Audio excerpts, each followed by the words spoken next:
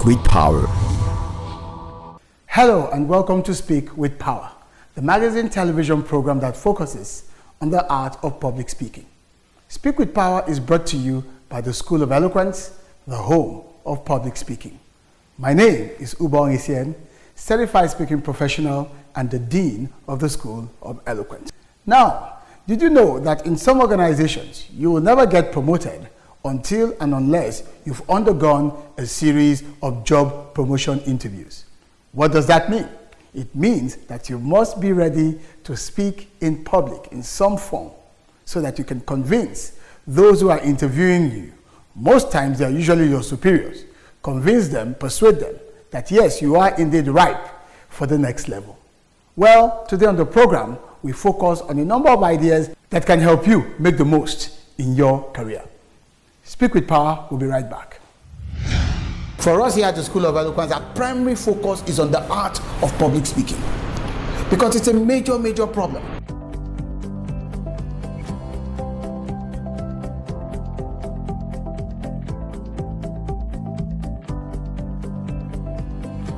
And public speaking, we must understand, is the raw art of speaker to audience oral communication. I got a lot more than I actually expected. I have overcome the few years I used to have. The more you speak, the better you are at speaking. School of Eloquence is the place you can be, and there's a turnaround.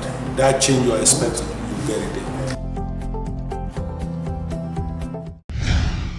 On today's episode, we begin with a drama skit titled Midnight Worries, the story of a working professional who could not sleep at night because of an upcoming presentation. From Midnight Worries, I'll take you into the master class where I dwell on one of the three commands of public speaking. It's called the command of the language. And then, of course, my interview, in fact, the first installment of my interview with Professor Pat Utomi, one of the founding directors of the Lagos Business School and a leading mind in as many areas of human endeavors in this country.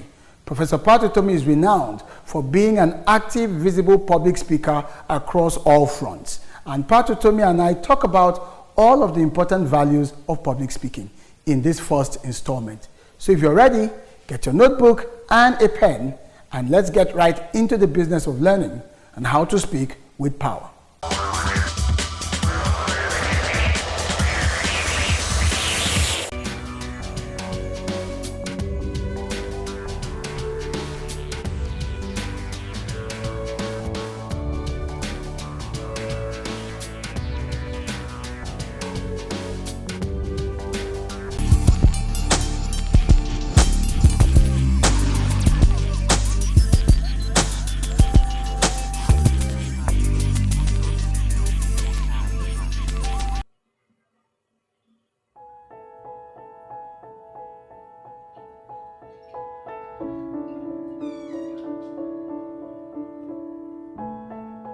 Honey, what are you still doing awake? Why are you still up? Oh, you've not slept? I have. I woke up and I didn't see you by my side. Why? What is wrong? What are you thinking? There's fire on the mountain. Why would I think? What fire? What mountain? What are you talking about? What fire are you talking about? I have to think. What is it? Talk to me. I have a presentation to make next week. And you know my predicament.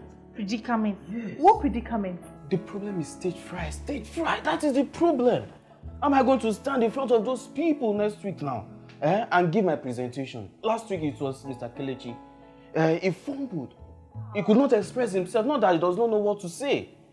And come to think about it, he's an extrovert, me introvert, double wahala for dead body. How am I going to do it? Oh God. What do we do now? I don't know. Who do I turn to? I think I might have an idea. Yeah. Yes. A colleague of mine, she has similar issues and the HR sent her on a program in an institute and it's really helped her. I don't know. I think I have their complimentary card. Oh, please think very well. You know, my job depends on this. Do not give me false hope. Hey, I think I kept the complimentary. Please try and look for it. I don't know. In my handbag. Wait. Should I come and help you? Wait, let me just check around. I dropped. Oh, I found it. Wow. Good. Yes. School of Eloquence. This is it. Wow. Yes, School of Eloquence. Ikeja. Ikeja. It's not far, it's just here. Even if you have to be far, I must go. We go. Don't worry, we'll go together. Let's give it a try. What do you think? Thinking again. Now are you? Thank you so much. That's why you're a darling, man. I love you so much. I love you too, darling. Oh. I'm happy you are happy. Anytime you're happy, I'm happy. Yeah. The School of Eloquence will make us happier. Oh. We should go into our song. I see you don't like it. Let's go. You don't like me. You just don't like me. Happy I like to spoil you.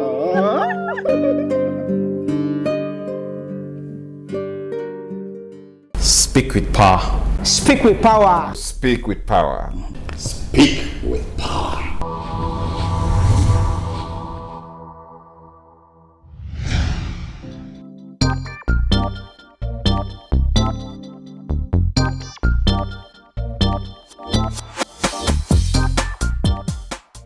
The three commands of public speaking. The three things you must always, constantly be in command of every time you speak in public. C1, command 1. C2, command 2. And C3, command 1 is the command of the language.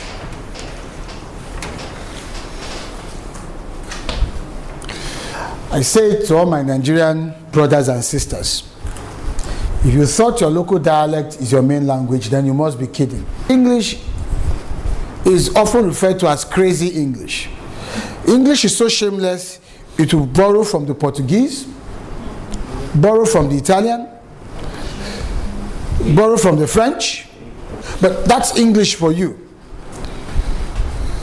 And then English will tell you, in understanding adjectives, tall, taller, tallest. And then when it comes to good, it will say it is good, better, best. And English impels you to know them. There's no negotiation. That's what it is. That's what it is. You just have to know it. And then it tells you can't say more better, because that's tautology. You just have to know it. Then we go to the idioms. Birds of the same feather. But that's wrong. It's birds of a feather. But then someone says, but wait, birds now, same feather. These two birds. No, English says, sorry, this is an idiomatic expression. It is fixed. It is what it is. I was in London. I used to do these quarterly programs on leadership and motivational development back then, some 7-8 years ago. I used to do it quarterly. I ran it for about 3-4 years. So I'd work with a friend of mine, a fellow speaker, David Holland. And I remember during one of the sessions, as I was opening the session, we also had a few white guys around. I was giving a speech briefly, and I used the expression, you cannot eat your cake and have it. When you speak and you're conscious of speaking, you also know you have to look at your audience. And I noticed one or two of them twitch a bit. I said, oh, what have I said? I've not said anything. And I continued. You know, some of us that are speakers, we just continue with confidence and boldness. About 2 days later, I was watching Prime Minister's questions and answers. Cameron was responding to the austerity measures and all that. And then in one of his explanations, he used the expression, after all, Britons can't have their cake and eat it. Then something struck me. I immediately remembered the faces of the guys. And I was like, you cannot eat your cake and have it. You have to develop yourself. You have to. And I was going as if I was on fire. I began to think, wait. Britons cannot have their cake and eat it. I went back to online dictionary, idioms. Then I saw the correct expression is, you cannot have your cake and eat it. How do we use it here in Nigeria? It is an idiomatic expression. It is fixed. You cannot have your cake and eat it. Just accept it like that. The owners of their language, this is how they framed it. Again, language can be contextual, can be situational. I was born and brought up in Lagos. That's why I don't have an Ibibio accent. And I'll use this to address the issue of diction and accent. Please, stop trying to change your accent. Please, just let yourself be. Your accent is your signature. It's your provincial imprint. That's the only way we'll know that he is from India. The moment he begins to speak, that is flavor in life. And I can assure you, as black as Chigozie is, if you had been born in Mumbai and grew up in Mumbai, your formative years, there is no way you will come back and there will not be a flavoring effect from that environment. And that's why we refer to it as provincial accent. It's your provincial imprint. It's your imprint. It's an imprint you bear. So there's no point trying to. Otherwise, if you do, it won't be sustainable. So let us be ourselves. What is important though is leave your accent, but do everything possible to ensure that your accent does not impact negatively on your diction, which is the pronunciation of keywords, because with diction, meaning is at stake. Understanding of meaning is what is at stake.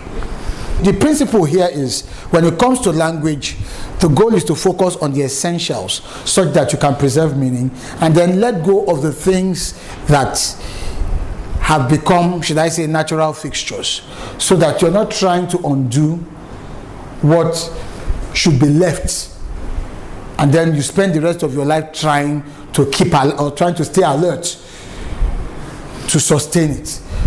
Because we want you, when speaking, to be as free as a bird. In that way, you're focused on your message and focused on your engagement with your audience. So let us free ourselves and just master the language in a way and manner that it helps us. In terms of the lexicon, the registers, the grammar, and I will tell you this, please continue to expand your vocabulary. Most times when we run out of ideas on stage, it's not really the ideas we actually run out of. It's the right kind of expression or alternative words to use. And so you find someone continues to use a particular word again and again. It shows a very shallow inventory of words, of vocabulary. English language experts tell us that you need 10,000 words to be at the peak of your powers in terms of the use of the language. But to be comfortable and project command, you need at least 2,000 words. Words are the ammunition. In fact, words are the bullet. You could have the finest guns. Without bullets, you are as vulnerable as the man without a pistol. You could have the local hunter's gun and have 5 rounds of ammunition. You are at a very great advantage. So one of the things I do is, thanks to our mobile devices, I try to keep 1 or 2 dictionaries. It always gives you options of words. Always. And then to help me further, I try my best to watch. If I'm watching anything on television, it has to be something that is news-based, where there's conversation going on, a lot of documentaries, because those would allow you to gather more words, find out their meanings, and to add up to your capacity for expressive usage. It's just knowing certain words and going out of our way to just check out some of these things so that we get the pronunciations right. It's never going to be 100%. Once you are at least 60 to 65%, it's fair enough. Are you in governance? You need public speaking. Are you in business? You need public speaking. Are you a professional? You need public speaking. Now you too can learn how to overcome nervousness and speak with confidence before any audience at the School of Eloquence, the home of public speaking. Attend our practical and training one-on-one coaching with West Africa's only certified speaking professional at any of our centers in Lagos and Abuja. To register, call 0802 3032 066 or 0706 1606 078 or log on to our website schoolofeloquence.org. School of Eloquence, teaching the world to speak. Today my guest is a thinker, a speaker, a doer, a man who has spent all of his life talking about development, advocating, teaching, doing pretty much everything. In fact, in some cases, even crusading, because of his passion to see a society that is better than he met it. And our guest is well known because to a large extent, he has been able to accomplish most of what has made him notorious, for want of a better expression, and I'm sure you'll agree to use that word, through the power of public speaking. Let's meet my boss, my mentor, Professor Pat Utomi. Prof, welcome to Dialogue. Thank you, I'm glad to be here. Dialogue is not something that we see a lot of in Nigeria, so it's good to be in dialogue. Well, you know, on this program, Speak with Power, we try to look at public speaking. And I've known you now for what? It's almost 20 years. You have pretty much done most of what you've done through public speaking. But I want you to try and cast your mind back to the first time you ever had to speak in public. How was it for you? What happened? Was it a fantastic experience? What was the experience like? Well, if I really cast my mind back, it will go all the way back to high school, because I really have been speaking publicly for as long as I can remember. I began speaking publicly because of a deep-seated passion, a sort of dislike for bullies. I've never liked bullies. I don't like seeing people being bullied. And as a 13, 14-year-old, I would get into a fight. And okay, so what's the cause of a fight? You find out eventually it's not about me. It's about somebody bigger than me, bullying somebody who's also probably bigger than me. And I said, no, you can't do that. And then I've been made to address whole assemblies on why. The point is that the passion of the subject made me not think of those as public speaking. And it stayed with me for many years because most times when I speak publicly, I'm almost speaking to one person. I guess more celebrated first major public speaking, if you want to call it, engagement that I had was as an undergraduate at the University of Nigeria. It was a very interesting day. I can remember it very clearly. I can even give you the exact moment, date. It was on the 6th of February, 1974. Your birthday. My 18th birthday. Why was it such a major thing? It was not a birthday speech. A group of us students were upset with the fact that by the 5th of February, 1974, every university in Nigeria, except the University of Nigeria and Nsukka, had been closed down. Well, there were only 5 universities at the time. But there were student protests following the killing of one student in University of Ibadan 2 or 3 years before, and students were always seeking justice for what happened.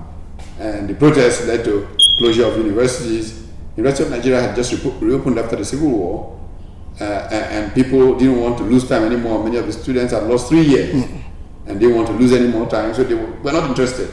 Some of us thought, solidarity is a very important part of our humanity. So let's show solidarity with students. So we began to try to protest. And we formed a group called the SDS, Student Democratic Society, ironically led by a gentleman, Basi, Ekpo Basi. He later tried to become Obong of Calabar, he was passed on. So while we were protesting, we won for ourselves, the Vice Chancellor, we met with the Vice Chancellor, the right to hold a public rally. And in about 8 p.m., shortly after 8 p.m., on the 6th of February 1974, one of the fellows who got up to speak, one of the lead speakers at this huge rally that had almost all the students on the Nsukka campus in the big Maketekmo refectory, Chairman P, as he was called, Pinnick, he said, today, the 6th of February 1974 will be remembered as a day when the people of this university, who after the war were physically demobilized, were finally mentally demobilized. And I thought, oh my goodness, today is my birthday. I didn't even remember because of the passion of the issue. And then, of course, when I got up to speak, I flowed with that spirit. So that's probably my first big public speaking thing. Of course, I marshaled it and went on. But let me ask, were you ever at any point in time nervous, anxious at the moment when it came or ahead of it? Many people who speak publicly, of course, have stage fright the first time. But for me, and that's what's important, I never really had stage fright because I was not speaking to a crowd. I was speaking to one person about some wrong, under some passion of that moment. So it prevented me from thinking, speaking to all these people, so let me contain my panic. No, it didn't happen like that to me. And one of the real ironies of this whole thing is that many people don't realize it because of how frequently I speak to large audiences. And I'm actually, as a person, a very shy person. And people... Well, that's news. Yeah, no. But in learning to speak either to just one person or speak to heads, I avoid the consequence of the fact that, hey, is these people engaging me? So that's pretty good evidence. Well, that's news, and that's quite an interesting one to look at.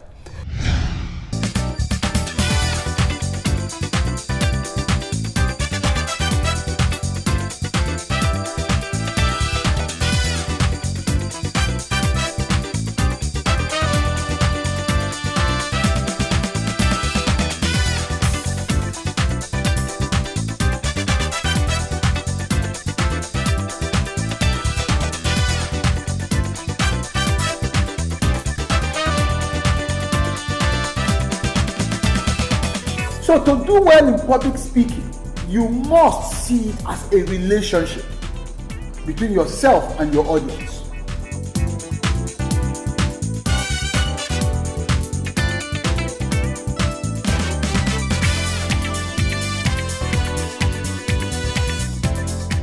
Speak with power. Speak with power. Speak with power. Speak with power.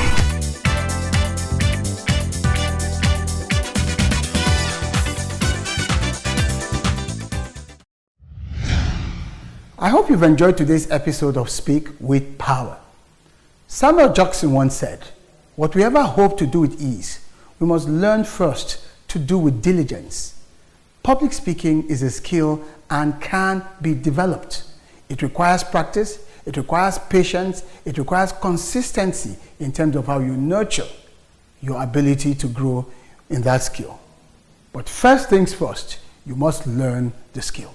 So, let's keep the conversation going on all of our various social media handles as displayed on the screen, and let's share some ideas as to how public speaking is working for you and what we can do to continue to support your learning and your growth as far as the development of your speaking skills are concerned.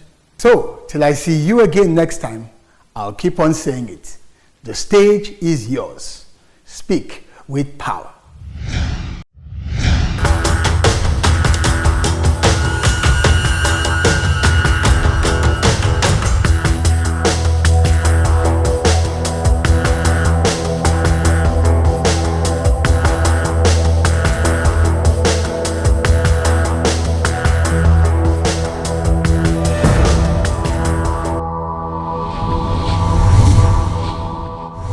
with Power.